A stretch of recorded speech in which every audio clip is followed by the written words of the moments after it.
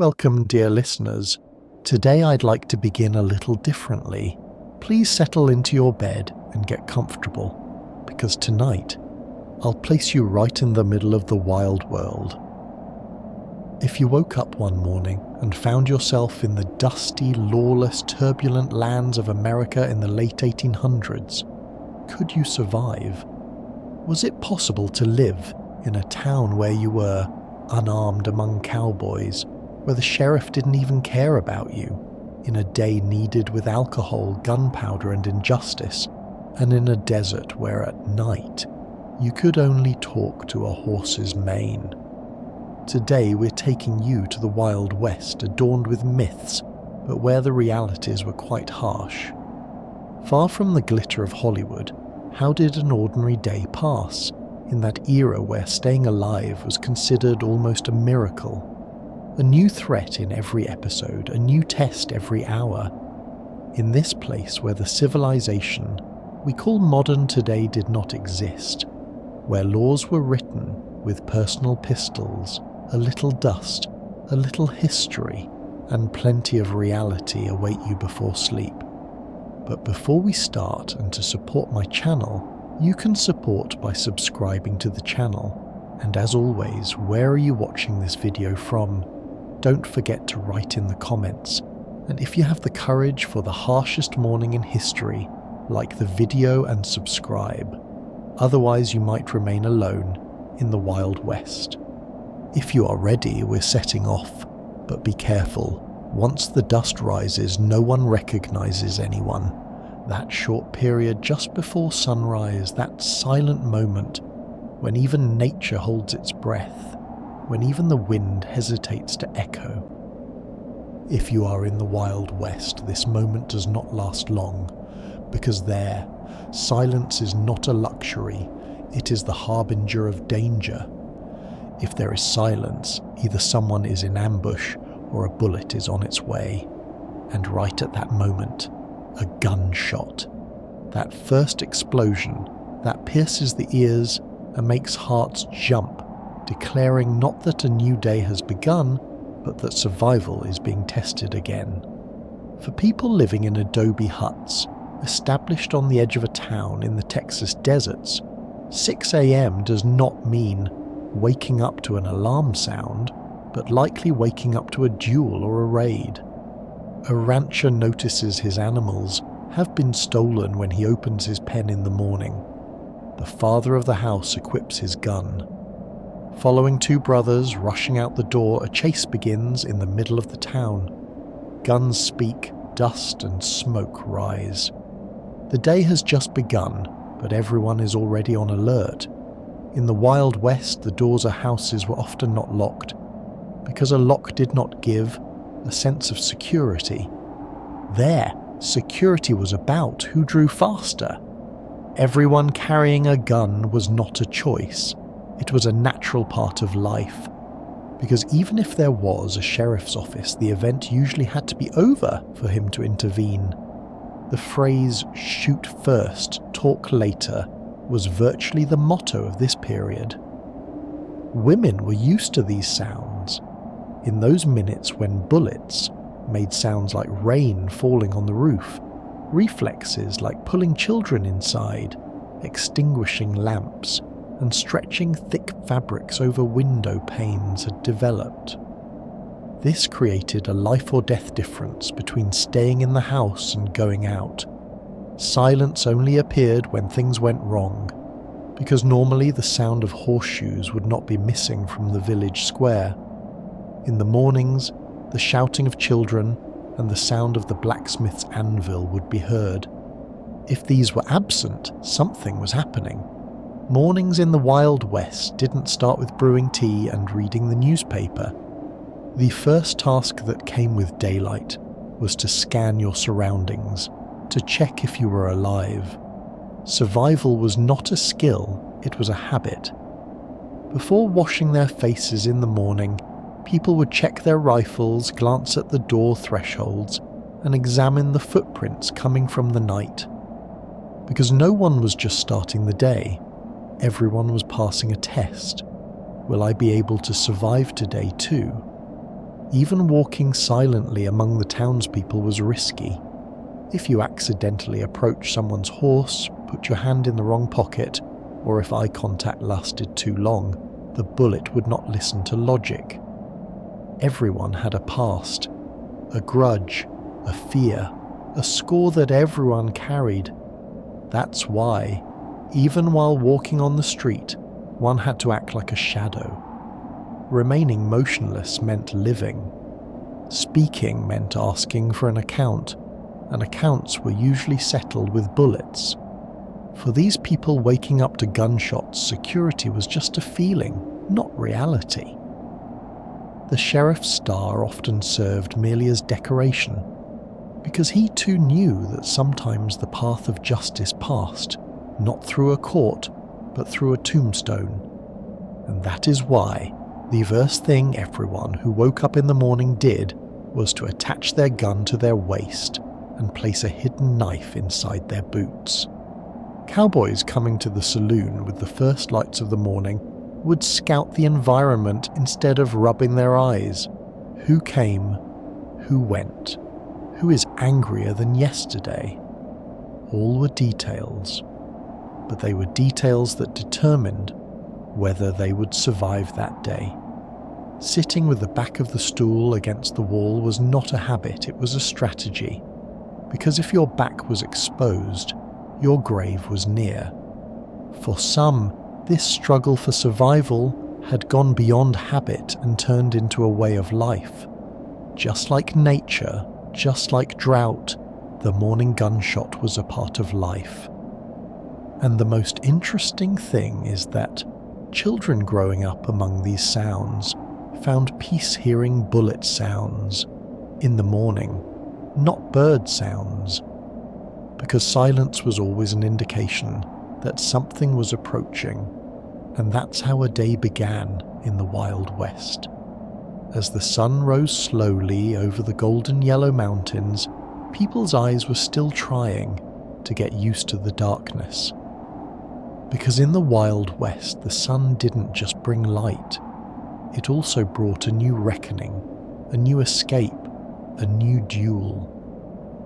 Starting the day was part of the art of survival here, and every morning one woke up to an adventure, full of redrawn destinies, re-questioned friendships, and retested loyalties. The morning cool visits the desert of the Wild West for only a few minutes. Shortly after sunrise, the sun begins to spew all its rage.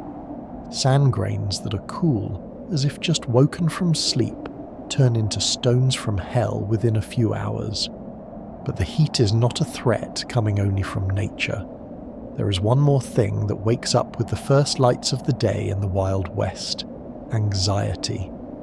For cowboys camping in a makeshift campsite established on the edge of a valley, the morning routine is far from a slice of bread or freshly brewed coffee. First they check their rifles. Are the bullets in place? Is there a problem with the barrel? Then they listen to the environment. Silence is not a good thing here. Silence is the harbinger of an ambush. Because in the Wild West, it is not predatory animals that kill a person, but greedy people. 4 or 5 men gathering around a fire, some haven't taken off their boots, some have left their guns on their waists even while sleeping, because sleeping at night meant halving the chance of survival. While rubbing their eyes, the first question is this: who got up early to hunt us this morning? And sometimes you get the answer to that question from footprints, sometimes from the sound of a horseshoe coming from afar, but mostly you don't know until the bullet comes towards you in the air. What they call breakfast is usually a handful of beans, maybe some dried meat, and a few stale breads dipped in hot water, but even this is a rare blessing. Because in the middle of the desert, bullets are carried, not food. Whiskey is stored, not water. And every morning starts with gratitude that nothing happened rather than eating something. The morning of a group camped days away from town is different. Lighting a fire attracts attention. Smoke is noticed from afar, and smoke brings three things to the minds of others: food, a weak target, and easy loot. That's why most mornings a fire isn't even lit. The bean tin is opened secretly. It is eaten quickly before the metal heats up under the sun. There is neither conversation nor peace, just a quick sharing, done without making eye contact. Morning is the most fertile time for bandits. Convoys that have fallen tired, sleepy farm workers or deputy sheriffs who've just gone out on morning patrol are all vulnerable.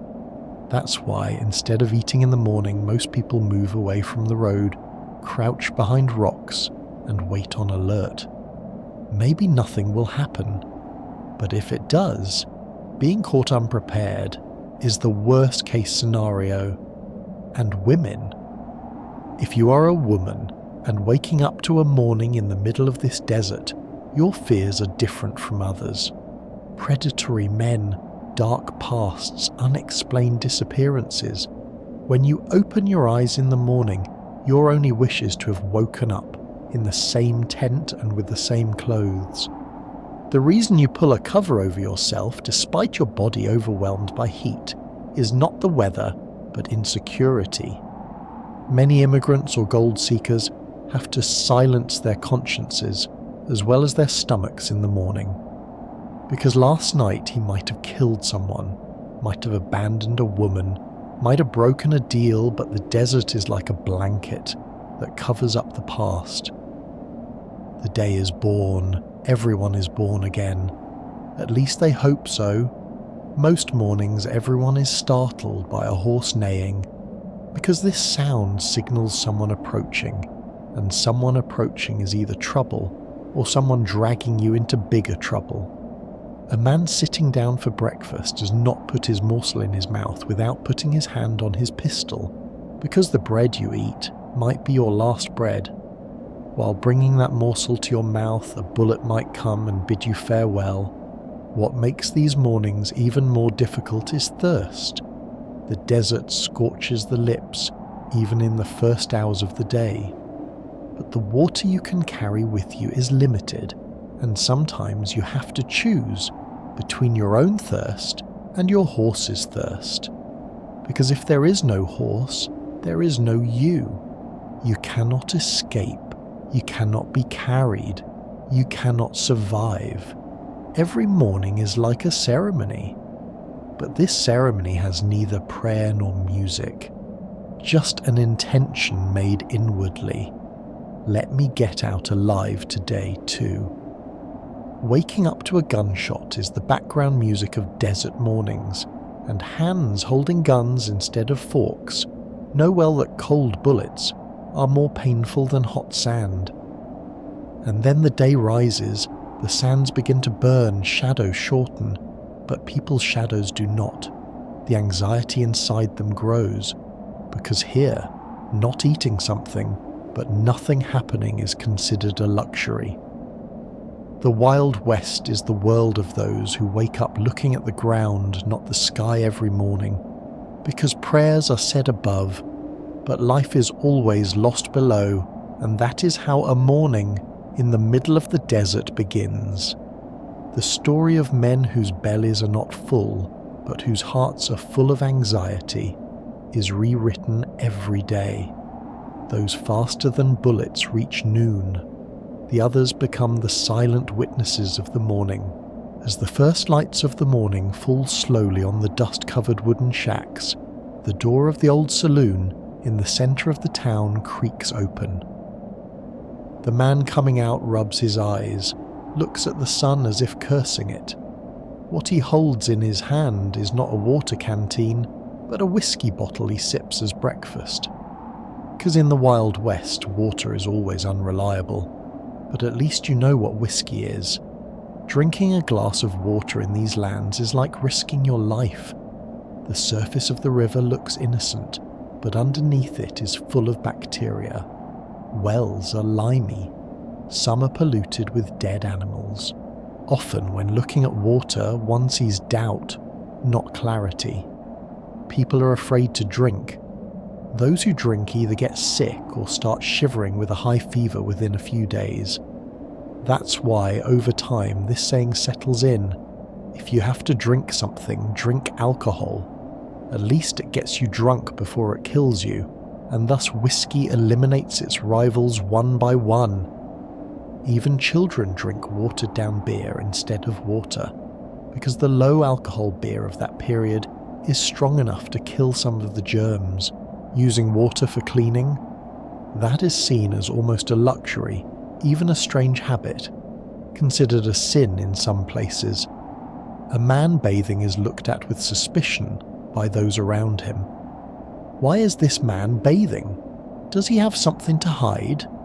Small bathhouse-like structures found in the middle of the town are mostly abandoned or started to be used for different functions. Because bath culture is not developed here, most people bathe not once a week but once a month. Some even don't see soap all year round. What they rub on their bodies is not soap but ash or animal fats, because they couldn't find any other remedy from nature to clean their skin. Soap is seen as a snobbery coming from the cities. Doctors? They are not much different. They don't have a habit like washing their hands. Rather than cleaning wounds with alcohol, they proceed directly to stitching. Alcohol is already both drunk and sometimes used as an antiseptic, but not always in the right dose. Many patients suffer poisoning instead of treatment. Still, the public consents to this, because they have neither seen nor heard of better. Women are more sensitive about this issue, but they are also desperate. They have to walk for kilometers to find water where they can bathe once a month. Sometimes they are harassed while secretly bathing by a river. Sometimes they get sick because the water is cold. And often cleanliness is not a need, but a longing. At the first opportunity they get, they only wipe their faces, comb their hair. Not to be clean, but to be able to feel a little more human. And what about diseases?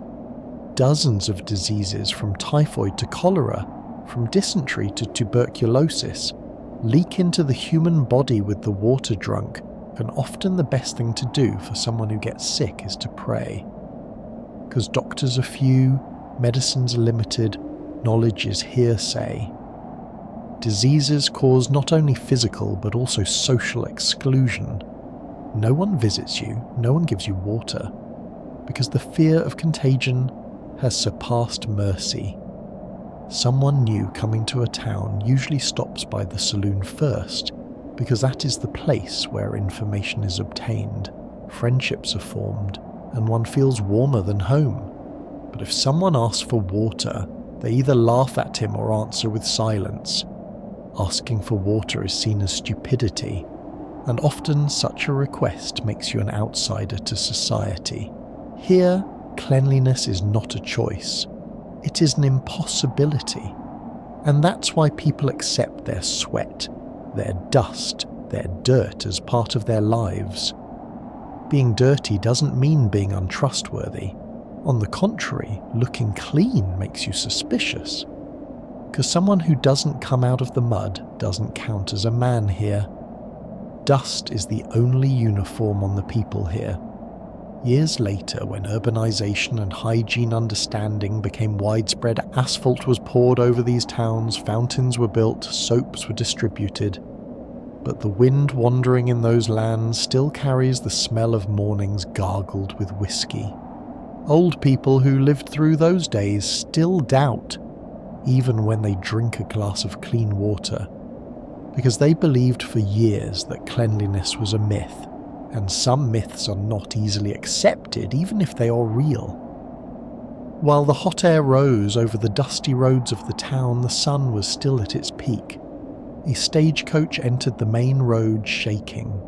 The eyes of the young man who got out of it scanned the small but gloomy town in front of him. The sign said, Hopville. But hope didn't seem to stop by here much.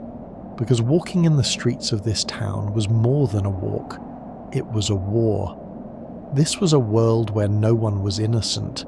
glances sharpened like a knife, and a different intention waited at every corner. The streets of Hopville possessed a silence that squeezed one's soul. No one was smiling. Making eye contact meant a threat, not an invitation. Because here everyone had a gun and everyone's story had a crack. Behind the door of every shop lay a secret. Someone walking in the town wasn't just walking. At the same time, he was being observed, weighed, and etched into memories. Because these streets memorized not only footprints, but intentions.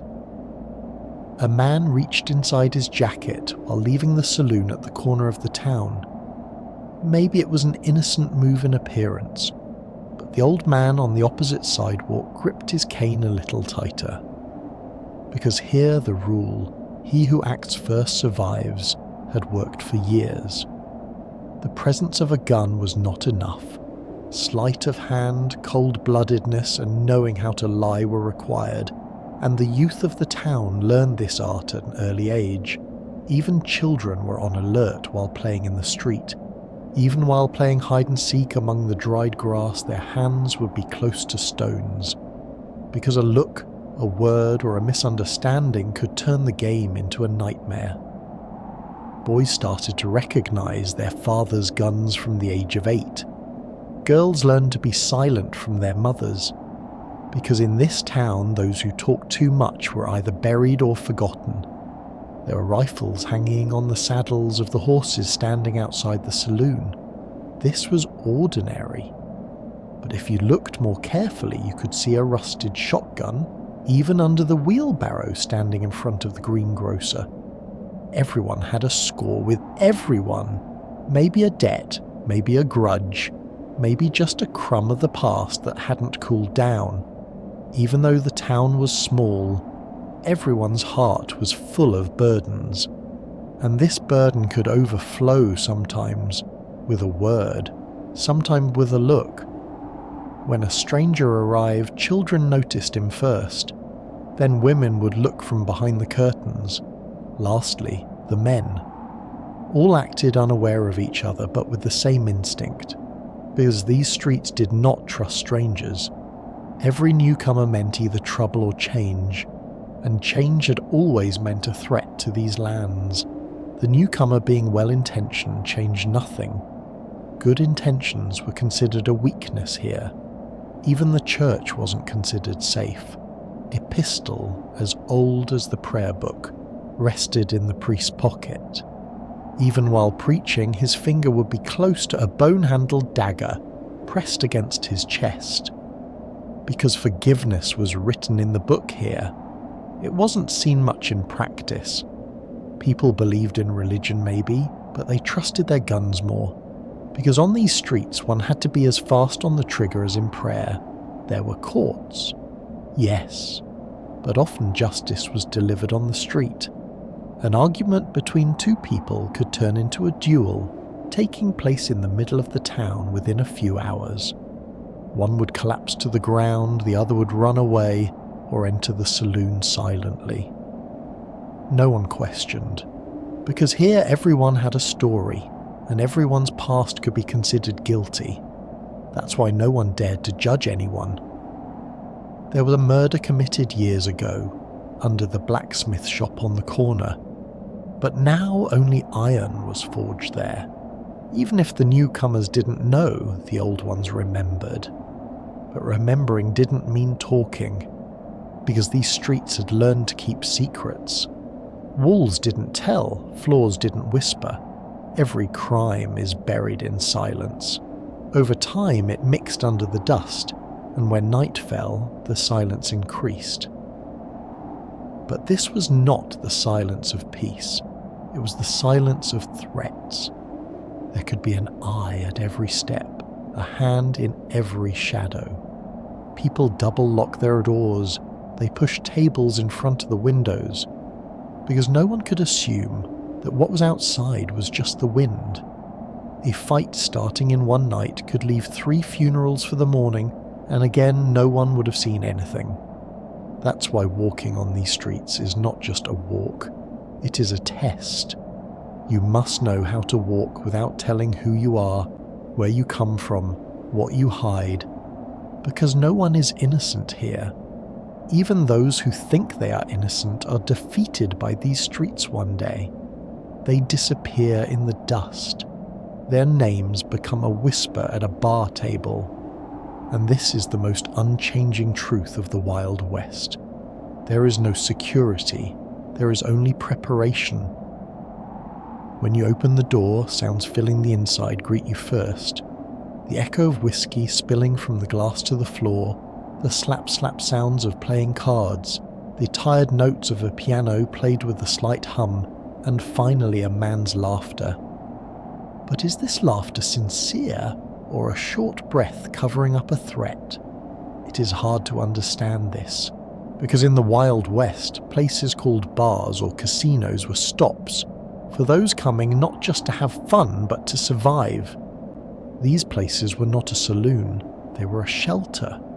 In a small town like Hopville, the saloon was the only place you could go after the sun went down. The light leaking from its window shone like the only hope against the darkness in the street. Although everything looked warm inside, the hearts of those inside were cold as ice. Everyone looked at each other, but no one trusted. The shadows accumulating at the tables in the corner of the bar belonged to a past hidden behind every story, and most of these pasts were written with blood or betrayal. A bar was the nerve ending of the town. It was a place where even the sheriff came to have a drink but left without making eye contact with anyone, because here everyone had a score. This table was where a duel was planned last month. That corner was where a man sold another man last week. That broken piano at the bottom of the wall, there a woman had cast her last look at a stranger. Afterwards, 3 graves were dug the next day. Gambling tables were played not only for money, but for power, information, and sometimes life. A man arriving penniless could become a landowner after a few hands, or someone to prepare his coffin could be sought. Playing cards were the symbol of fate here. Luck sometimes smiled with a card, sometimes deceived you, and brought you face to face with a bullet. The real issue here was not winning. It was knowing how to stay standing while losing. The faces of the waitress girls always smiled, but behind that smile, how many nights were lived under threat? Sometimes a look misunderstood while bringing a drink caused the whole bar to turn upside down, because in these bars pride overflowed quicker than liquor. A word, a look, even a silence was a reason for a fight. And most of these fights started not with a gun, but first with a look. The owner of the bar was actually the person with the most information in the town. Who has trouble with whom? Who is in what debt? Whose hand is trembling? Who would be the first person to understand who is lying? But he too had to remain neutral, because taking sides sometimes meant losing the whole shop. Bar owners remained neutral, because the bar had to survive. People could give up everything else, but never the bar, because these places were like a quilt spread over loneliness. Drunkenness here was not an escape, it was a need. People drank not only to forget their troubles, but to wake up for one more night. A glass of whiskey sometimes became valuable enough to get in front of a couple of bullets, because you quieted down while drinking. When you quieted down, you didn't make eye contact. When you didn't make eye contact, a fight didn't break out. Sometimes drinking was as powerful as praying in these lands. Casinos were a war rather than entertainment. When someone from outside stepped inside, he would feel a coldness first, because everyone inside tried to figure out what that newcomer represented. Does he have money? Does he have a plan? Is he dangerous? Is he desperate? And often, before this analysis was completed, someone would come opposite the chair you sat in. If you trust your luck, start, he would say, and this would be a challenge rather than a polite greeting. Friendships were not formed at the gambling table. Every winner made enemies of some. Every loser accumulated a grudge. People didn't win money here. They won time, information, and psychological superiority. While one bluffed, the other smoked his cigarette. While one looked at the cards, the other slightly adjusted the gun on his belt. Because no move here was made just for the table. Everything was a chess move that had a continuation on the street as well. The back rooms of the bar harboured a completely different world. Secret agreements, illegal arms trades, information sharing, and sometimes forbidden loves flourished here. Everyone carried a secret here, and these secrets mixed with the colour of the whiskey, unspoken but unforgettable. Whispers in the back room could sometimes change the fate of the whole town the next day. Because here words were as strong as bullets and morning would come. The bar empties, the casino disperses, only a few empty bottles on the tables, a few fallen cards on the floor, and that reddish light still hanging outside would remain. But what happened the night before wasn't forgotten with the sun. Everyone would put their mask back on their face, return to the day's work, but knowing they would come to that bar again in the evening. Because these places were not just drink or games, they were a form of existence. It was the social centre of survival. Even if man moved away from being human, he felt he lived a little more here. Think of a man walking alone in the middle of the desert, in dust and smoke, under the forehead of the sun, spiked boots on his feet, but with every step the pain scorched by the earth. While a group of armed men pass by in front of him with their horses, no one stops, eyes don't even meet. Because a walking man in the West is either penniless or looking for trouble, and in either case no one wants to mess with him. In the Wild West, a horse was not an animal owned, but an identity. If you didn't have an identity, it meant you didn't exist either. A horse didn't just take you from point A to point B, it also meant your survival, being respected, and even being taken seriously. A man with a horse meant belonging somewhere. The one without a horse was no different, from a dry leaf blown by the wind. Dusty roads outside the town were full of gravel stones and memories of old stagecoach tracks. Those roads were for horses. Carriages were not widespread yet. Trains only connected some big cities. But you needed a horse even to go to the train station. Everything was far in the Wild West. Your neighbour could be a 2-day journey away. The town was planned according to the market set up once a week, and these plans were for those with horses. Owning a horse was not just a sign of the wealth, it was also security, speed, and freedom. When night fell, if you didn't have a horse, you couldn't return to town.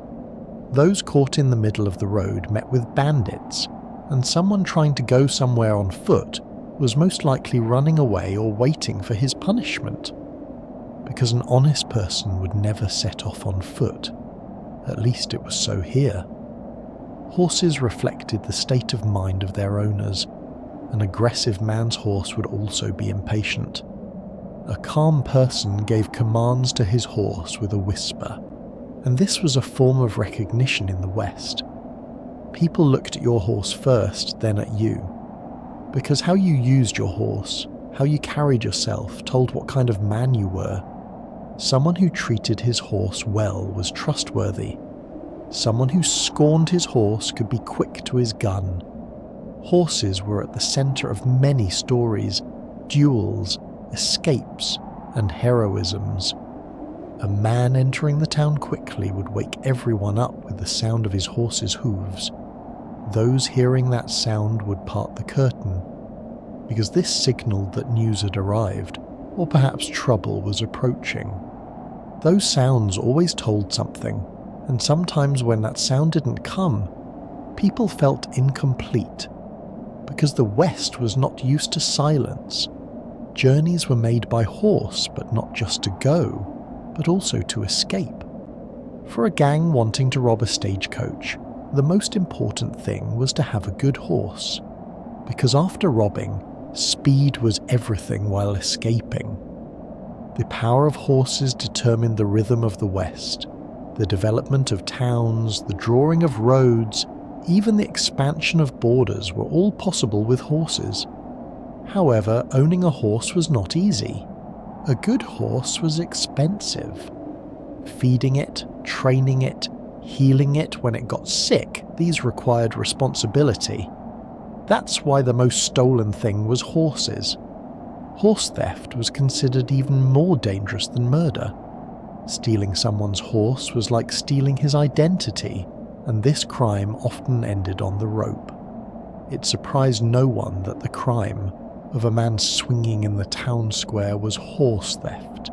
Children learned to ride a horse first while growing up, before reading and writing, because this was the first condition for survival. Even girls learned to ride horses, because one day she might have to escape on horseback, maybe from a fire, maybe from a man, maybe from her fate. But everyone knew, if there is no horse, there is no salvation either. Introductions in bars started with horses. The question, what kind of horse do you ride, came before, where are you from? Because your horse showed who you were, not where you came from. Postmen carried news on horseback.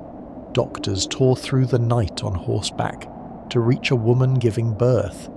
Some even gave birth in the rider's lap, because the race against time was won by horse, and every farewell started with reaching for the horse's saddle.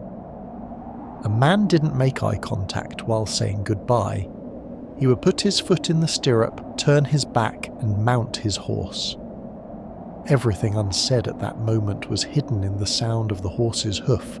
The horse was the carrier of a silent farewell. Finally, life in the Wild West was lived on the back of a horse and ended in its shadow. Even your death was announced on the back of a horse. Funeral news was transmitted to another town with the fastest horse, and sometimes your coffin was inside a carriage, pulled by a horse on your last journey. That's why horses were sacred like tombstones. They were not only ridden, but also respected. While the sun was just rising on the horizon, a woman walking with a water jug in her hand appears on one of the dusty streets of the town. Sometimes she checks behind her, with fearful glances over her shoulder. Sometimes she just bows her head and tries to notice a man who might haunt her on the road. This morning in the Wild West might be just another day for men, but for her, it is the new act of a potential survival war. For women in the Wild West, safety was a grace obtained by taking shelter behind a wall, a rarely experienced luxury. Living in border towns meant a multi-layered danger for almost every woman. Because in those towns, laws were generally on the side of men. A woman saying no was not enough. No one wanted to hear her voice. Besides, the power of men was hidden in the freedom society granted them as much as their guns. Women, on the other hand, could only exist as the ornament, entertainment, or servant of this order. Many women were married off at a child's age. Before they could make sense of the outside world, they were expected to be a man's wife. Behind these marriages were families, interests, or a simple need for protection. However, this protection was nominal. Often these marriages meant a new imprisonment for women. The woman's own desire, dream, or future melted away in the man's shadow. Women were often deprived of education. Many could not read or write. Their knowledge of the world would also be hearsay. Therefore, they did not know their rights and remained silent against injustices. Even if they knew, finding a court, a jury, or a witness to defend that right was often impossible. The justice of the Wild West was an order where men silenced. Some women were forced to sell their bodies to survive. This is not a choice for them. It is often an end born of necessity, hunger, homelessness, or being ownerless. Brothels are both a shelter, a prison, and a centre of social exclusion for these women. Once entered on this path, it is almost impossible to exit, and in the rooms they were locked in every night, they surrendered not only to the bodies of men, but also to society's hatred, silence, and ignoring. Even the childbirth of a woman in the Wild West was a war for survival. There was neither proper midwifery nor health service. Dying as a result of a simple infection, a hemorrhage, or a wrong intervention was quite possible. Women were seen not just as a human, but as a tool. She will bear children, run the house, be silent when necessary. Women who did not accept these conditions were either considered crazy or driven to the edge of the town along with gossip, but despite all these difficulties, some women managed to resist like a flower, blooming inside a thorny bush. Some established a school, some became the town's first nurse, some became hope for other women by starting to write. The number of these women was small perhaps, but their impact was great. They walked by looking straight ahead, not by lowering their eyes, and every step they took drew a new path for the women who would follow. Today, when we look at that period, we should not remember it only with its savagery, gunmen or outlaws. The Wild West is also an unextinguished woman's scream, a silent resistance, and the shadow of thousands of women trying to have their existence accepted. For them, survival was more than breathing. This was a war that had to be won again every day.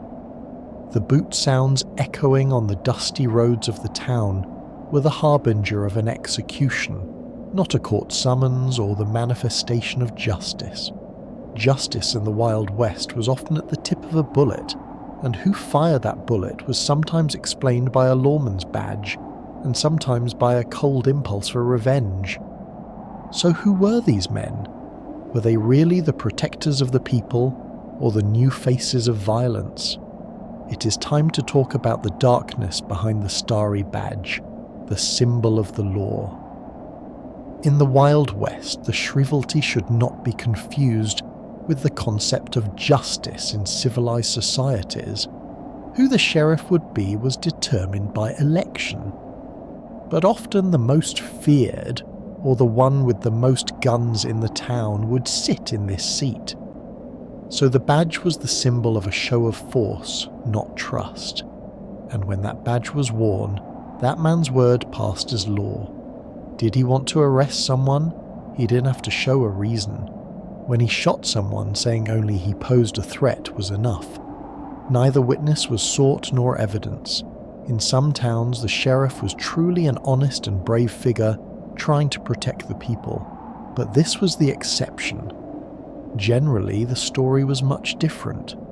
Men who once practiced banditry, then became sheriffs by legalizing their guns, tried to cover the darkness of their pasts with the shine of the star badge, eliminating their old enemies in the name of the law, imprisoning or exiling those who did not serve their interests, was in their hands. Justice, that was just a word. What really mattered was whom the town feared. The understanding of justice in the Wild West was extremely personal. A man being a sheriff did not limit him by law. In fact, law often took shape according to his wish. Did he set his eyes on a plot of land he wanted?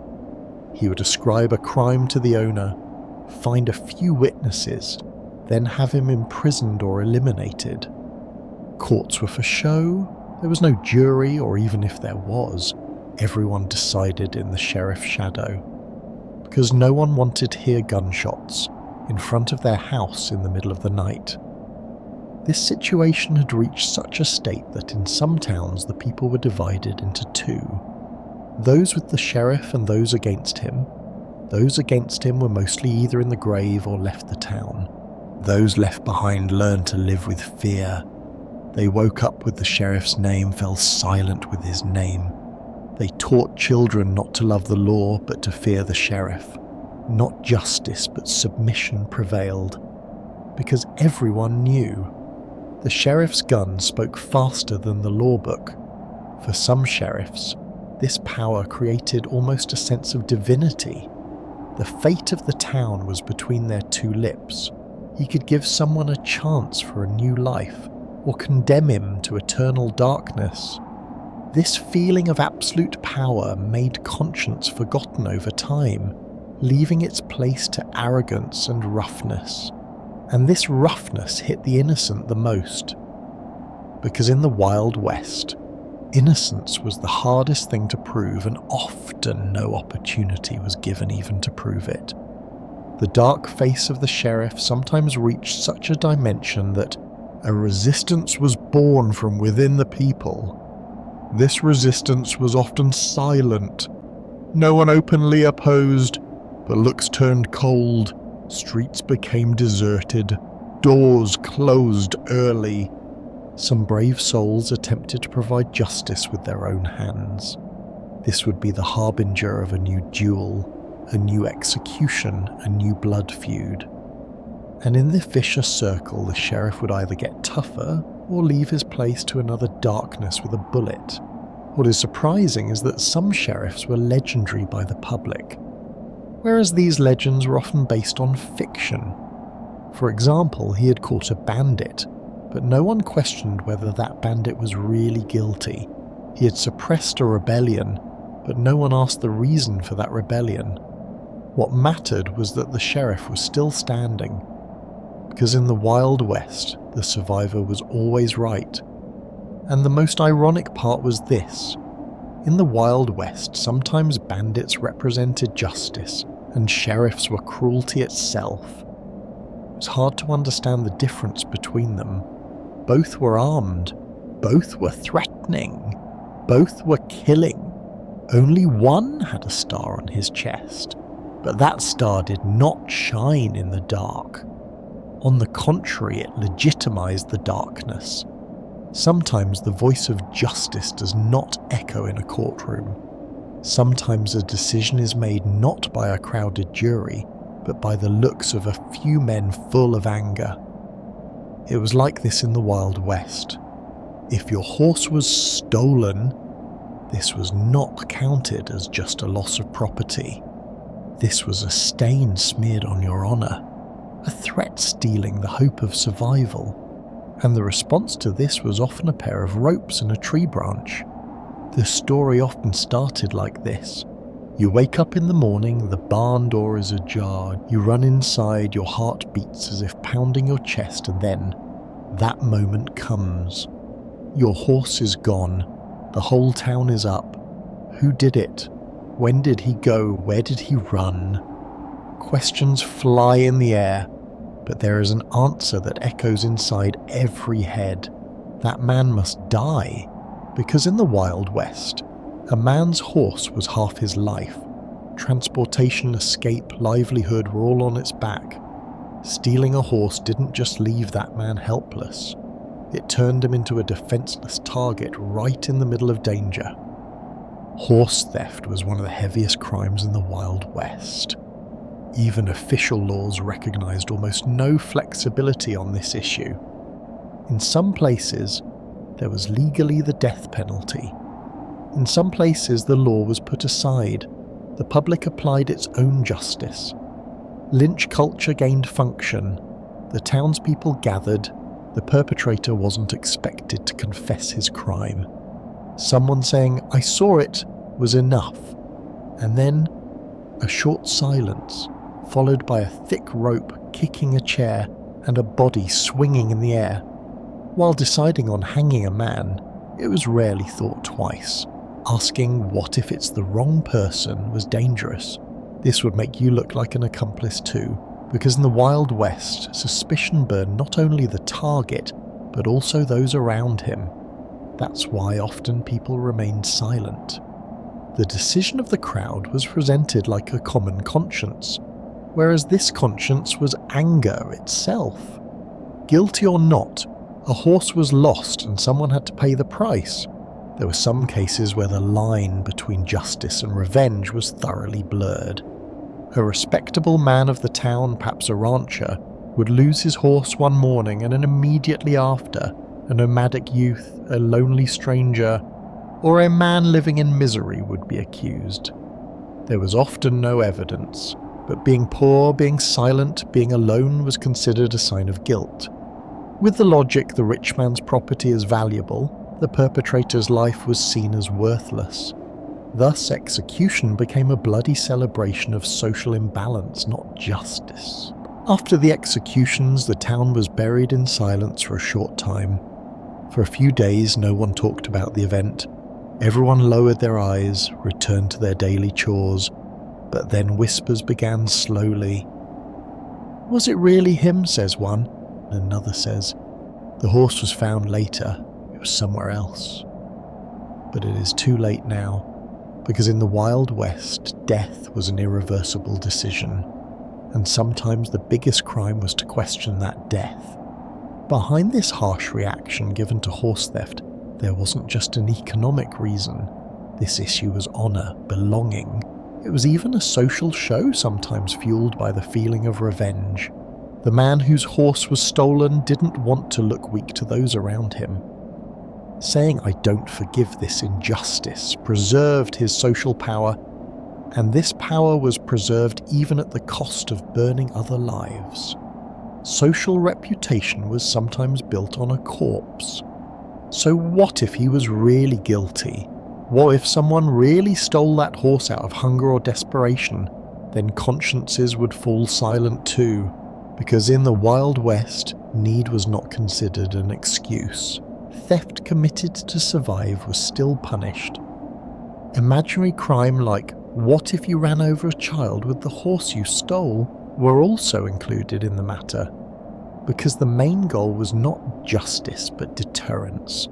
To set an example, to scare the others, to say, "Look, this will happen to you too." However, despite all this, sometimes humanity intervened. Sometimes a woman, maybe a mother, threw herself into the crowd before the execution. She would scream, "My son is innocent," or a child would say, "My father didn't do it." These moments created a vibration inside that stone-hearted crowd, but mostly it wasn't enough, because that vibration would drown in the wave of anger, and the last look of the man on the gallows was mostly not to the sky, but to the crowd looking away. In conclusion, a horse theft in the Wild West was not just a crime, but a practice of social execution, quick trial, quick execution, and then forgetting. But this forgetting was not a real acceptance, but a suppressed conscience. And the conscience echoed in someone's dream every night, because some of those victims were truly innocent, and that innocence stood like an invisible tombstone in the middle of the town. It wasn't a coincidence that every man wandering the town streets carried cotton for a bullet wound, a wooden splint for a fracture, or even thread to stitch his own cuts in his pocket. Because here everyone was a bit their own doctor, or at least had to be skilled enough to prepare their own end. A small scratch could turn into infection within days. That infection could rot the whole arm. Eventually, gangrene and death could knock on the door, and this fear popularized the saying, "Start praying if you see blood among people." Real doctors were very few. Those who existed were usually found in big cities where train tracks passed. If a doctor came to the town, this was welcomed almost in a festival atmosphere. But most of these doctors were also people standing between a charlatan who thought he treated disease by bloodletting and an educated person, far from modern medicine. And some tried to gain trust by saying, "I also treat animals," whereas usually they had rusty instruments in their hands, not sterile ones. As for morphine, it was the cure for every trouble. It soothed the pain, but often only cut off the path of death for a few hours. Dental problems were torture in themselves. tooth decay, pain, abscess. While these were serious problems even in cities, they were a complete disaster in the Wild West. The path of someone wanting to have a tooth pulled passed either through a drunk man in a cowboy bar or a brave tradesman trying to help with pliers in the blacksmith shop. And the best possibility during these procedures was getting numb with booze. Anesthesia? It only happened in stories. Even surviving after a tooth extraction was considered a success. As for injuries, the business was even more serious. Let's say you took a bullet. If you are lucky, the bullet doesn't hit the bone. It doesn't damage organs, but what about infection or internal bleeding? There was no X-ray to understand this. There were only primitive methods like pressing on the wound, maybe cauterizing with a burning iron. Removing the bullet was a kind of gamble. If you found someone skilled enough who would usually be an ex-soldier, he could remove the bullet, but if his hands were shaking, if his eyes didn't see well, or if he had nothing but a knife with him, the probability of death was quite high. The situation was no different for women. Births were usually done in homes with inexperienced hands. If there is a midwife, all the better, but if not neighbours, old women try to help. If bleeding didn't stop during birth, or if the baby came breech, the end was inevitable for both mother and child, and women gave birth knowing this. Every new life was also a way of facing death, and this was the unwritten fate of the Wild West. Using medicinal plants was quite common among the public. Ginger, sage, thyme, these were drunk as tea, rubbed on wounds. Sometimes they were applied with prayers, but these methods had no scientific basis, and often had no effect other than buying time. The real hope was in the body recovering itself. If your immune system was strong, you lived. If not, it wasn't clear whose door death would knock on. Of course, there were some lucky towns. There would be people there, slightly educated, slightly naturally talented, who maintained their doctoral.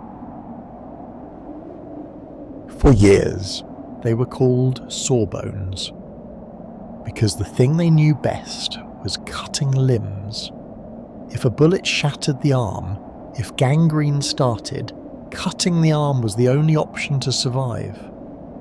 This procedure was usually done on a bar stool. A piece of leather or a stick was stuffed into the man's mouth. Someone held his shoulders. The doctor started work with a saw. At that moment, everyone in the town covered their ears not to hear these sounds. But even within all this horror, people continued to live, because there was no other choice. Living intertwined with pain, fear, death was an ordinary thing. Children got used to pain at a very young age. A child bleeding his knee in a fall expected no more than the word "it will pass" from his mother. Because the truth is, it might not pass. Every wound could be the harbinger of the end. In conclusion, there was no such thing as a health system in the Wild West. Survival was founded entirely on coincidences and endurance. While we run to the pharmacy when we have a headache today, in that period people tried to pass the headache by leaning their heads against the wall. And that's why living there was not just an adventure, but a constant life and death battle. There was only one guarantee of starting the day in the Wild West: that day would not be like yesterday, because the place was not fixed, people were not fixed. Even where the danger would come from was not fixed. Every day a new piece of land, a new face, a new sky, and often a new grave. This was exactly what nomadic life was like. Moving meant surviving, but it was also fatigue, uncertainty, and a struggle for survival, starting again every morning. A nomad's morning usually started with the neighing of horses. While the tent canvas was still damp, the ashes of the campfire dragged somewhere during the night were looked at, and the plan for today's route was made with yesterday's fatigue. The only thing you carried on your back was not your belongings, but also the weight of your past, your fears and your hopes. Because this life was the life of those who had to constantly go forward. If you stop, you either starve or get shot, or maybe you just get forgotten. Being a nomad was accepting not belonging anywhere, but this also meant not being fully safe anywhere.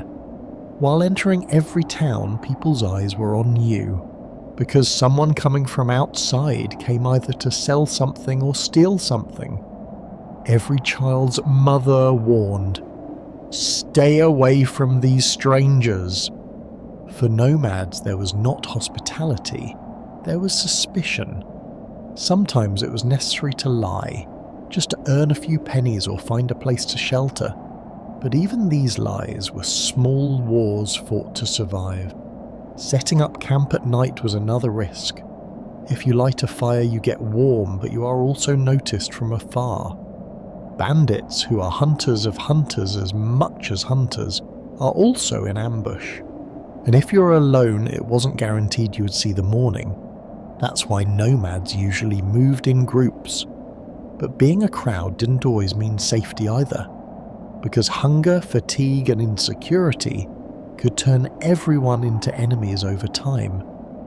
It happened that those spooning from the same cauldron pulled guns on each other in the same night. Establishing relationships with other nomads encountered on the road was like walking on a thin rope. Asking for help was also showing weakness, but sometimes it was necessary to show this weakness for a sip of water. Some days the only person you met would be a tired man like you. Glances would cross, you both thought the same thing. If I don't touch you, you don't touch me. Then you would pass each other silently, never to meet again. The situation was even more difficult for nomadic women. They struggled not only with danger, but also with the meaning loaded by every male gaze. Being a woman was considered a threat element in itself in some towns. That's why they often wore men's clothes. Some cut their hair, changed their names, passed from one identity to another. Because knowing a nomadic woman's real name was often her biggest secret.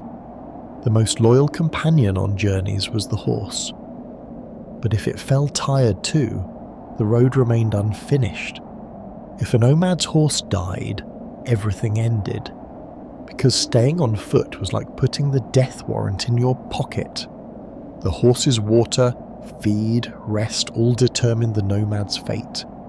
Sometimes you divided your own food and gave it to your horse, because you knew that if it fell you would fall too. One of the most interesting aspects of nomadic life was that the route was endless. Actually, there was nowhere to go. It was just necessary not to arrive there. Not where it was being gone to, but where it was being moved away from was important. Because the past was often so heavy that people were moving to leave it behind. Some were running from a crime, some from a betrayal. It was just from the silence of the past. But within all this uncertainty, there was also a kind of freedom. Being a nomad, not belonging anywhere, but at the same time being able to feel belonging everywhere.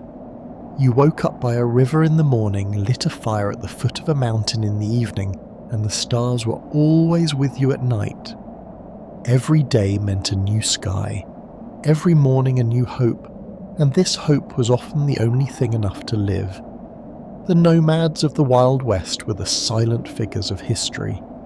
They had no names on maps, even their tombstones were not found. But they were the real owners of those dusty roads, and carried the pride of living one more day in every step. A preacher was speaking in dust clouds in the middle of the town. He was shouting with the Bible in his hand, words were flying in the air like bullets. People gathered around him had bowed their heads, but on the other hand, their hands were on the grip of their guns. Because here there was only a few seconds difference between praying and pulling the trigger. Believing in God and taking refuge in the devil sat at the same table in the Wild West. The pure belief of religion, the darkness of magic, and the strange rules of superstition were intertwined indistinguishably. In that period there were as many mediums, fortune-tellers, sorcerers as churches in the towns. There was a fear inside everyone, because fear the unseen. When sickness came, it was said the evil eye touched before the doctor was called. When crops dried up, it was thought to be cursed. When children cried, the influence of a demonic entity was thought. That's why the witch woman did as much business as the priest. Pressure is read for someone's bone pain. Dried snakeskin is given for another's mental breakdown. Everything was accepted as valid at the same time. In these lands there was fear of God, but admiration for nature was also deep. There were those who prayed when lightning struck, those organizing rituals. Some wanted to purify by immersing themselves in water.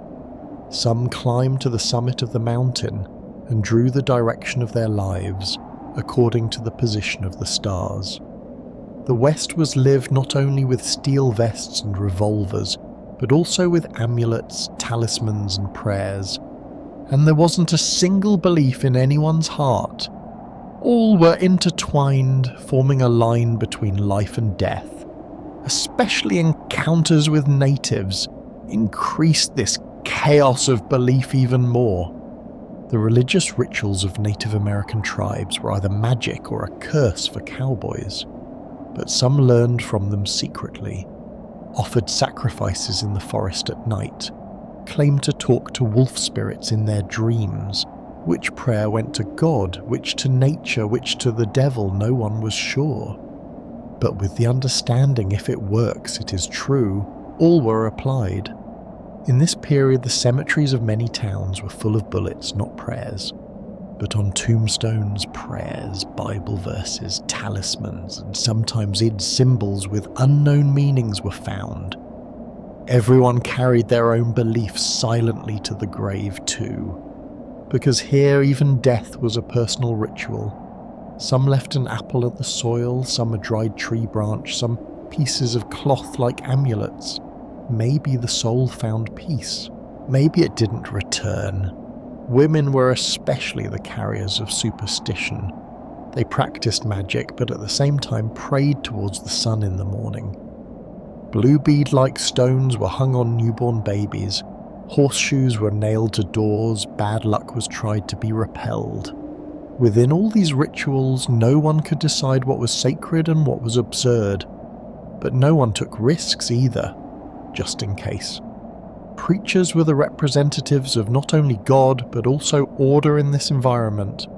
But on the other hand, he carries a revolver in his pocket. When necessary, he shoots bullets not against the devil, but against man. Afterwards, saying God forgives, or he would continue on his way. Because here rules were written from the soil, not from the sky. Religious ritual and the gun being side by side seemed strange to no one. Some days there would be an execution right in front of the church. The crowd gathers. The priest prays, then the execution would take place. The person pulling the rope could be someone who knelt and prayed just moments ago, because in these lands good and evil were not as clear as black and white. Everything was lived in shades of grey. Everyone was a little religious, a little superstitious, a little sorcerer. That is exactly why the Wild West was not only a physical danger, but a spiritual riddle. Everyone prayed, but sometimes they themselves didn't know why they prayed. Maybe God's eye was on them, maybe a nightmare entering their dreams at night. But no one set off with a single belief. Everyone carried a Bible, a talisman, and a gun with them. Because here the secret of life was this: neither forget God nor your gun. And if one day you're really desperate, pray. But for that prayer to be heard, sometimes it might be necessary to knock on the door of a sorceress woman too. As the sun was setting slowly, the newly arrived cowboy of the town untied his horse's halter. He was tired. While looking around, squinting his eyes, an old man approached him. His voice was like a whisper. They say there is a Native American tribe in those opposite hills, but no one has really seen them. Those who saw either didn't return or never spoke again." The cowboy smiled. He was used to such stories, but he had also felt a stir inside. Because in the Wild West, the line between legends and realities was as unclear as the soil blown by the wind in the desert. Native Americans were among the strongest shadows of Western mythology. No one knew them fully. Some described them as ruthless warriors, others as wise people living in harmony with nature. The truth was often somewhere in between. But if there is one thing certain, it is this: meeting Native Americans had not always been an ordinary event. This was a test of courage, prejudice, and sometimes mercy. There were terrible stories told in towns. A man going on a night journey, being found scalped the next morning, or families waking up with a scream while sitting by the campfire quietly disappearing.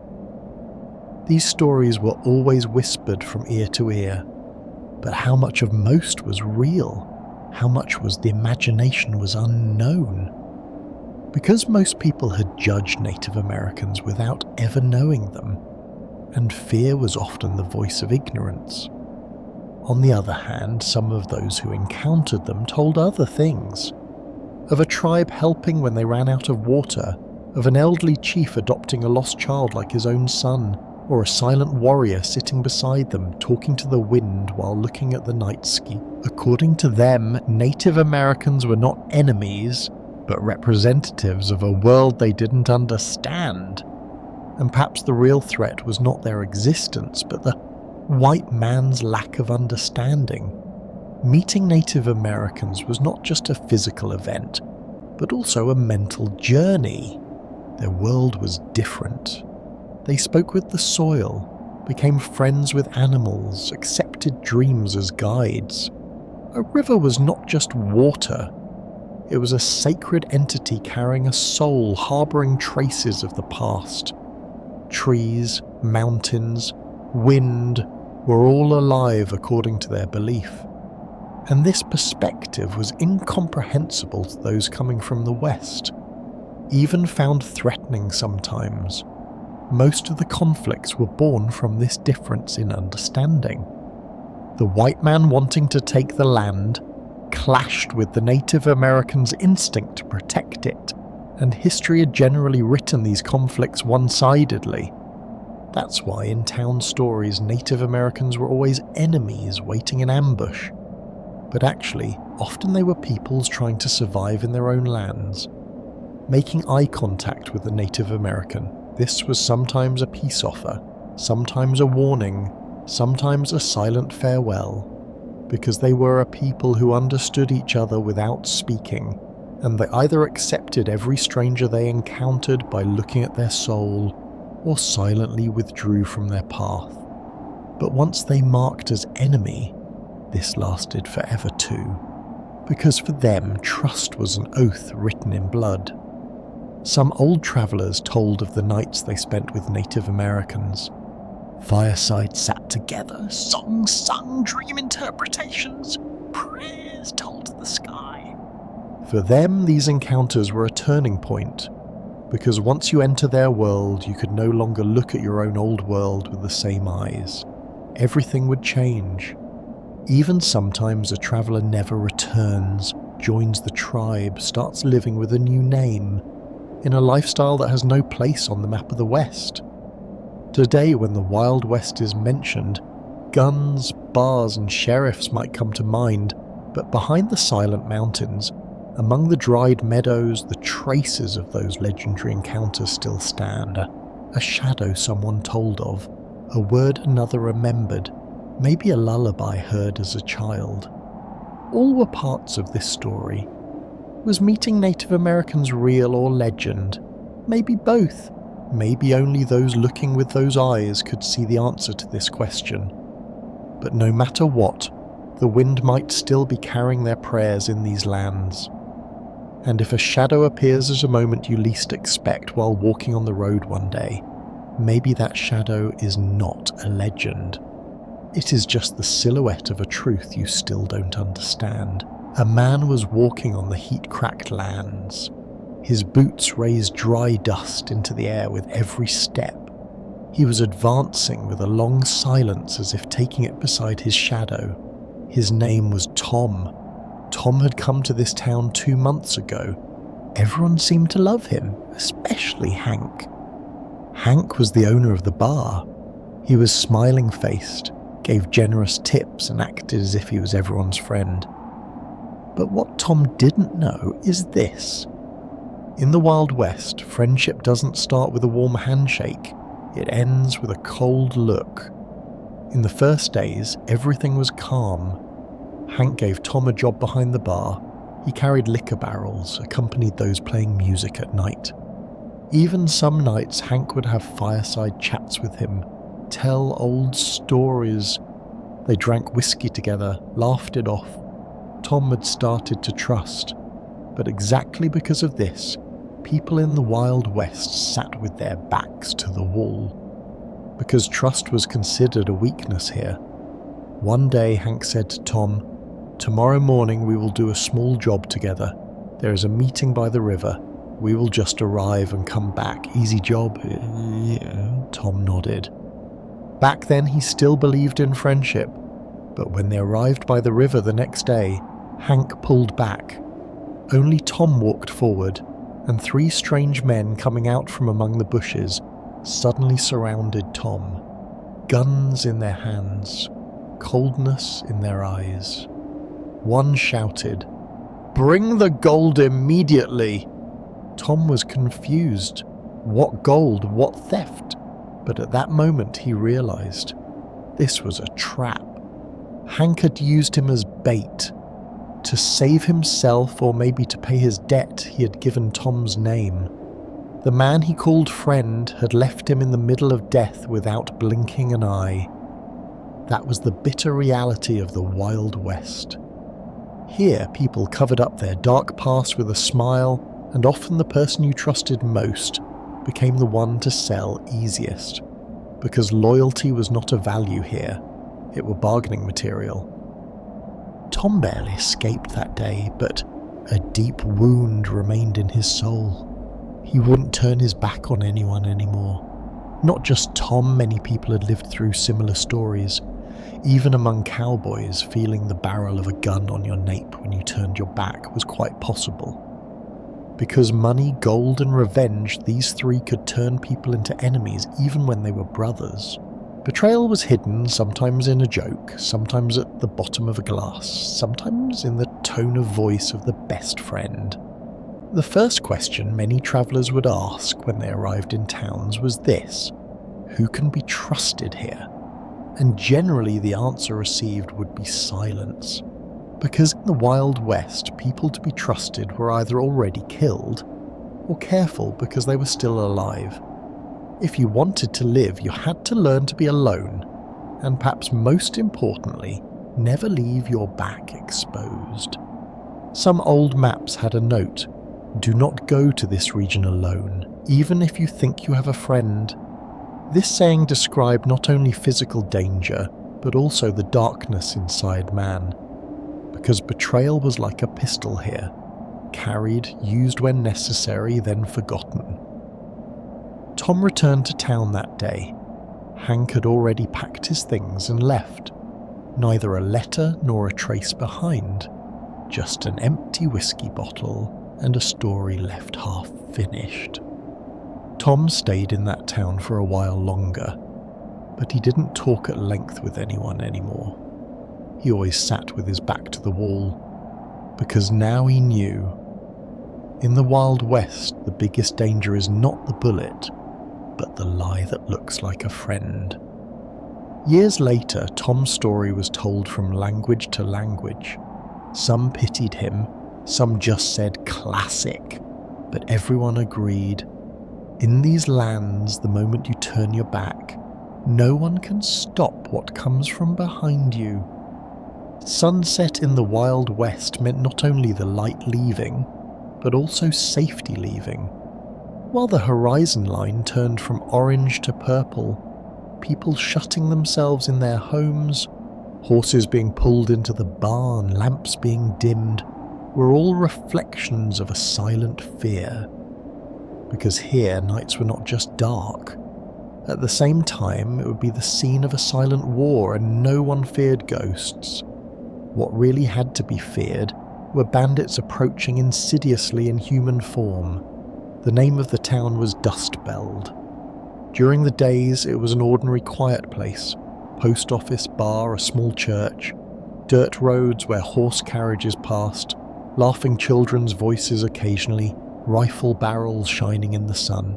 But once the sun set, the colour of this town changed.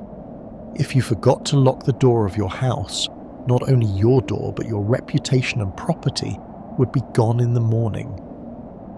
Years ago there was a man in this town. His name was Reuben, skinny, old but his eyes were still sharp. Every evening he pulls a chair in front of his house, takes his rifle between his legs, looks at the sky. Everyone thought he went crazy. But Reuben couldn't forget how 2 bandits entering his house at night in the past kidnapped his daughter, shot his wife. That's why for him nights were not time to sleep, but hours to stay awake. Bandits wandered like ghosts, neither leaving footsteps nor traces. There would definitely be someone they knew in the town. Sometimes in the corner of the bar, sometimes the blacksmith's apprentice, sometimes the priest's assistant. They got information from inside, took action at night, entered from the roof of a house, took the gold, haunted the women, sometimes killed someone and disappeared before morning. And the worst part is, when morning came, no one said they saw. Because in these lands, speaking also meant eating a bullet. Once, the house of Mr. Turner, the richest man in town, was raided at midnight. He was out of town at the time. His servants were tied up, his safe emptied. "We saw, we will take" was written on his wall with blood. The aim of the bandits was not only property, but fear. When fear spreads, resistance breaks, people become silent, are robbed easier. That's why real bloody men, not ghosts, fell into people's dreams. When night fell, everyone had a ritual. Some put their rifles next to their door, some tie their horse's rope with 2 knots. Lamps went out early, because light showed there was someone inside. Darkness was invisibility, and in the Wild West not being seen was a way of survival. Some mothers sang lullabies to their children like this. "Fall asleep, my lambs, silently. Reuben is at the door waiting. Not a ghost you will fear. It is human sometimes that burns the most." Bandits sometimes weren't alone. At night, there were not only those coming from outside, but also those rotting from inside. Even the town sheriff had condoned some nights with bribes. Even one day when 2 girls were kidnapped, the public stood up, but the sheriff said no proof. Everyone lowered their eyes. Everyone fell silent, because banditry sometimes isn't a trouble coming from the mountain. It was a nearby shadow. That's why people didn't tell of ghosts, because no one carried the fear of what comes after death, but of who breaks the door while living. A footstep heard in the dark, a clatter, a distant horseshoe sound, all brought hearts to mouths. People prayed before seeing the morning. One day a sign, "It is forbidden to go out at night," was hung at the entrance of the town, but bandits didn't recognize laws. Even that night someone was shot. A woman collapsed to the ground with a bullet while looking out the window, just for parting the curtain, just for wanting to see. But in the Wild West, wanting to see was sometimes equivalent to not wanting to live. Over time, nails were hammered into the doors of some houses. Some were buried in the ground, because there were those who wanted to escape but couldn't succeed. When a man you thought was a ghost came and covered your mouth with his hand when night fell, it was too late now. In the nights of the Wild West, stars shine silently. The moon hides its face, but people prayed, because here ghosts live in fairy tales. Real nightmares take shape in human hands. When the warmth of the sun slowly retreated and the streets of the town began to fill with shadows, the expressions on people's faces also started to change. The smiles of the daytime left their place to suspicious glances, whispers, and insidious fears at night. Because trusting people in the Wild West was like putting a blank cartridge in a loaded gun. Everyone had an invisible gunpowder ready to explode at any moment inside them, and sometimes a spark was enough to burn the whole town. That day nothing started with extraordinariness. Children playing in the dusty square, women hanging laundry, men smoking cigarettes in front of the bar. The town was continuing its routine, turning slowly within itself again. Until a young girl, Anna, ran in front of the church screaming. There was a torn dress on her, fear on her face. She couldn't speak, she was just crying, showing her hands sitting on the ground. People immediately surrounded her, and a scenario was established in the crowd's mind without Anna saying a single word. Someone had harmed her, that someone was the stranger of the town. The man who arrived 2 days ago, named Jasper, bearded, dark-skinned, someone who didn't talk much. He had said he was an ex-soldier, but no one was sure. Staying in a rented room, wandering around the town. And with Anna's scream, the only name that came to everyone's mind at that moment was him. The townspeople declared him guilty before the man could even make a defense. It was evident from his silence anyway. There was a strangeness in his eyes. He never smiled at children. These and similar sentences served to grow anger, not to seek the truth. Yes, no one had seen, but everyone was sure, because if the crowd wants to believe, it doesn't need the truth. Jasper was caught behind the bar a few hours later, raising his hands saying, "I didn't do anything," but no one was listening. Because lynching was not just a punishment method. It was a kind of purification, directing the anger inside oneself to someone. Without question, without interrogation, someone found the rope, another bringing the wood, the nail. Some remained silent. Their silence was like approval. No one said, "Stop," because if one person shouted, he could be the next target too. The shadow of that tree where Jasper was hanged, filled with people not passing there for days. But interestingly, the next day Anna said she forgot everything. She had gotten over the shock. She couldn't tell the story. Maybe it wasn't Jasper. Maybe that night was just a nightmare, but he was gone now. As for the town, it was relieved. It had found the criminal. What remained was only a regret felt inwardly, but not voiced. This story could belong to Dust Belt or any town in the Wild West, because such moments of social madness live not only in reality but also in memories. A rumour, a scream, a look can all be an excuse for a lynching, and these lynchings are not always done with rope and tree. Sometimes with looks, sometimes with gossip, sometimes with silence. While walking on the dusty roads of the Wild West, it is hard to predict who will be the target. Someone I applauded today can be a victim tomorrow, because no one knows where the spark will come from. In the Wild West, you needed intuition as well as a gun to survive, because nothing was as it seemed in these lands. Sometimes a look, sometimes a silence, and sometimes a laughter echoing in the middle of the town could change your fate. Everyone had a gun in their hand, a lie on their tongue, and a past they hid in their heart. That's why it was neither possible to remain alone nor trust the crowd. That morning in the Laramie Valley, the sky was grey, but the wind was calm. The name of the lonely man advancing along the rails was Hank. He was an old scout, now doing bounty hunting. He had made staying away from crowds a habit. because when alone you don't have to worry about who is making what plan.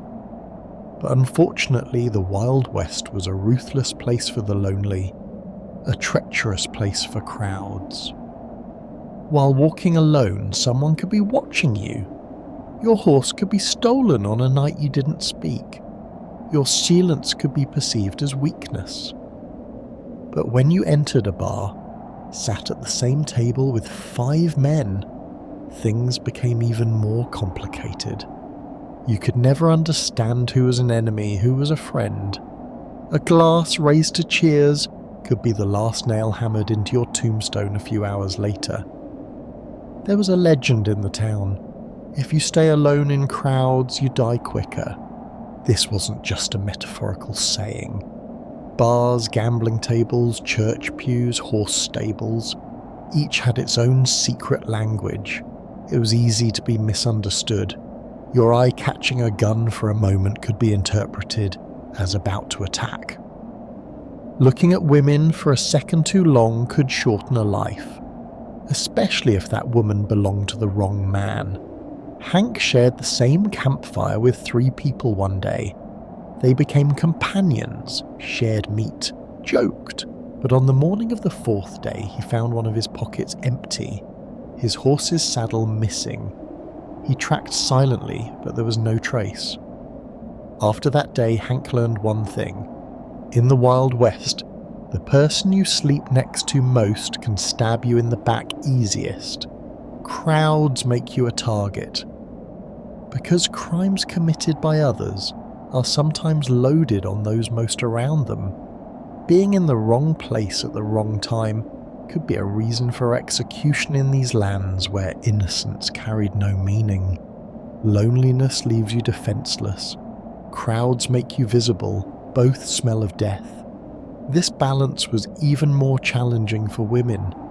Everyone would set eyes on a woman walking alone. She was thought to be unprotected. But if she was sitting with a group of men, it was said she was selling her womanhood. There was a thin line between loneliness and unchastity. Every step women took was weighed as if taken to court. Silence was considered a crime, laughter a shame. Even children sensed this chaos. They were accustomed to riding horses, not school desks, because one day they would definitely come face to face with some people, and at that moment not who was with them, but whom they could trust, how much would be important. Some people preferred the crowd, gangs were formed. They committed their crimes together to not be excluded. When blood smeared on one's hand, the others became his accomplices too. Thus silence became a form of loyalty. The crowd was fear's brother now. Loneliness was leading to another end too. It happened that a man hearing no voice for days fell into madness, pulled a gun even on his own shadow. There were those fearing footprints, thinking their reflection in the mirror was following them. The Wild West had no scream, but its chants deafened. Hank always set up his camp on the border in his last years, neither exactly inside the town nor completely outside. He always kept his fire dim, kept the smell of food low, tied his horse close, not far. He wanted to be neither too visible nor invisible, because he had learned this. In these lands, neither taking shelter in someone's shadow was safe, nor trusting your own shadow. And perhaps that is why the greatest mastery of the Wild West was to be able to establish a balance between being able to stay alone and not appearing in the crowd. Because here life walked on a thin rope between loneliness and betrayal. Every step was a choice, every choice a price. Another morning in the Wild West. As the sun rises, smoke rises from behind the hill at the edge of the town. A horseman advances alone on a dusty road. There are a few newspapers, a few letters, and 3 days of food in his bag. Judging by his torn coat, he has been on a journey for days. The wind hitting his face hard deepens the cracks in his skin even more. This man's name is unknown, but everyone calls him the Mail Rider, because nothing is known in these lands before he comes, and sometimes knowing nothing, hurts a person less. Today is an ordinary day, but everyone is curious. Has the Civil War in Kansas grown? Who died in the attack at the nearby farm? Has a new law come out from Washington? All depend on this tired rider's bag. Because information here was not a luxury but a miracle, and this miracle could sometimes be delayed for weeks. Emily, living in a small town, passes in front of the post office with hope every morning, waiting to receive news. Her brother went east 2 years ago. He had said, "I will write as soon as I find a job." Not a single line came since that day. Maybe he died. Maybe forgot. Maybe the letter got lost on the way.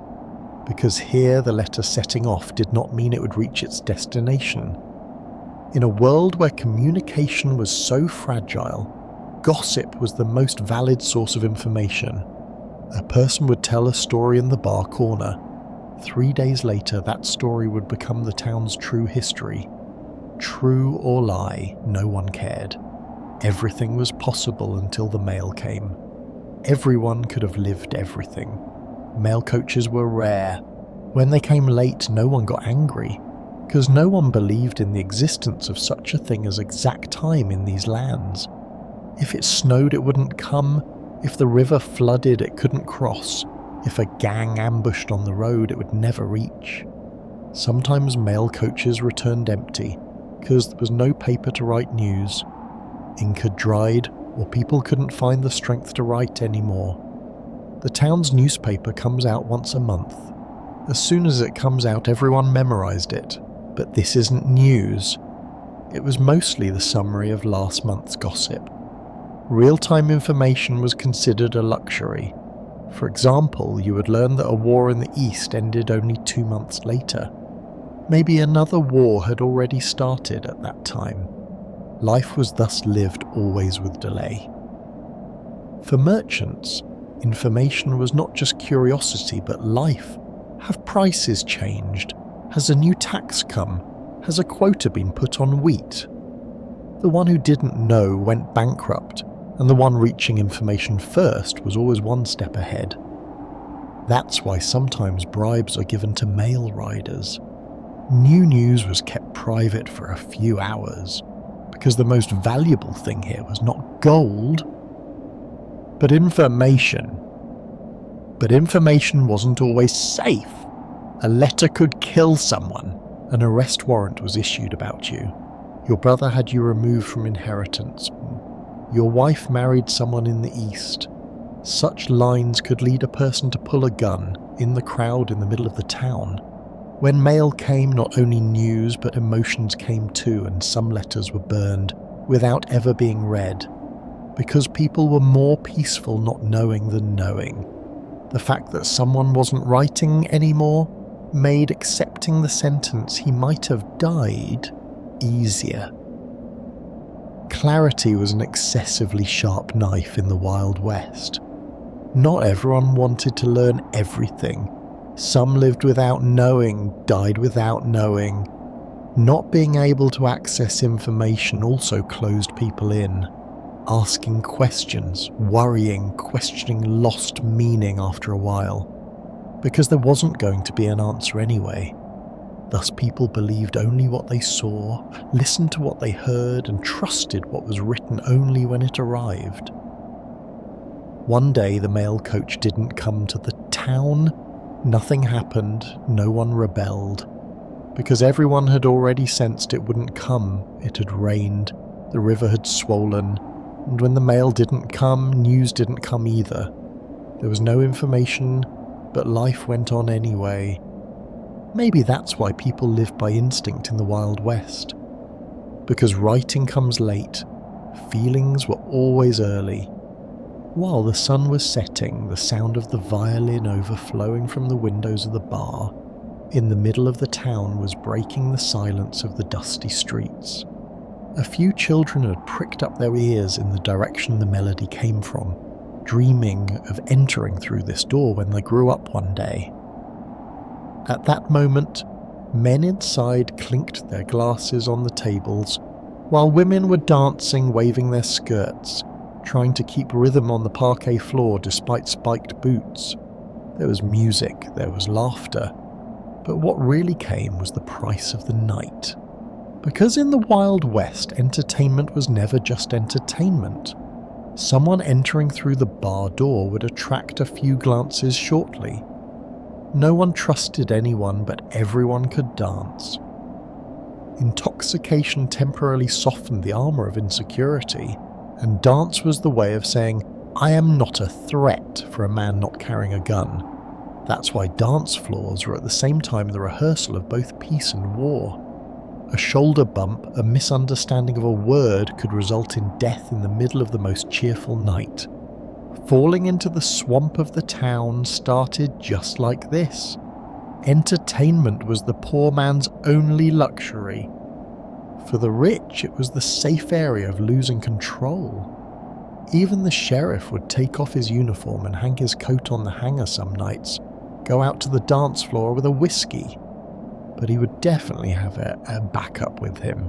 Because he knew too, the louder the laughter, the closer the danger. A woman went out to dance only on Saturday nights every week. An old dress she sewed herself in her hand, a faded flower she put in her hair. That night was the only moment of being like herself in life for her. But she knew too, a man getting too close, his smile being misunderstood, could bring the end of the night. Entertainment was not freedom for women, it was risk. Musicians would be ready to run away at any moment, because if a fight broke out, the bar owner blamed the violinist first. You gave the rhythm wrong. The men got into each other because of that. Meaning in the Wild West, entertainment is not just a stage. It was a scenario woven with constant risk. Playing an instrument in a venue full of alcoholic men, heavy pasts, unfinished scores, and suppressed emotions meant volunteering to be a bullet target. In the late hours of the night, the air got heavy. As liquor was consumed, tongues loosened, secrets spilled, confrontations began. One looked at another's wife, the other reminds of a Landil from years ago. Guns hidden under tables swapped places with corpses, pushed to the edge of the dance floor, and only 3 things were talked about in the town square the next morning. Who died? Why did he die? And is this week's dance cancelled? But still people came. Every Saturday, same time, same door, because people wanted to forget their poverty, loneliness, the trauma of war, lovelessness, the hunger of children. That bar wasn't just a bar, that stage wasn't just an entertainment place, it was a short break to life, maybe the last stop. Some nights, music never started. Because the musician hadn't arrived in town, or worse, no one survived from the previous week. Sometimes the bar owner said entertainment is forbidden this week, because the whole town is mourning a murder. Then that silence made as much noise as music at least, and dance always continued. Maybe accompanied by different people with different names, but always in the same rhythm on that thin line between life and death. Today we walked together on the dusty streets of the Wild West. We woke up to gunshots, drank water with suspicion, lived on alert instead of safety, sought luck in gambling, looked for a shoulder, a roof to shelter in bars, saw how difficult it is to be a woman, realised how wounds become fate where there is no doctor, witnessed maybe 10 lifetimes of stories in one day. But all these narratives whisper one thing to us. History is the story not only of winners, but also of those trying to survive. The echo of every bullet passes through a heart. Every silence suppresses a scream. And every morning gains meaning not only with the sun rising again, but with the courage to start again. If you walked with us on this journey, now we have a request from you. Leave a comment on this video. Which part affected you the most? Don't forget to subscribe, because we will continue walking together on the forgotten streets of history. See you on the Another Life History channel. Sweat dreams.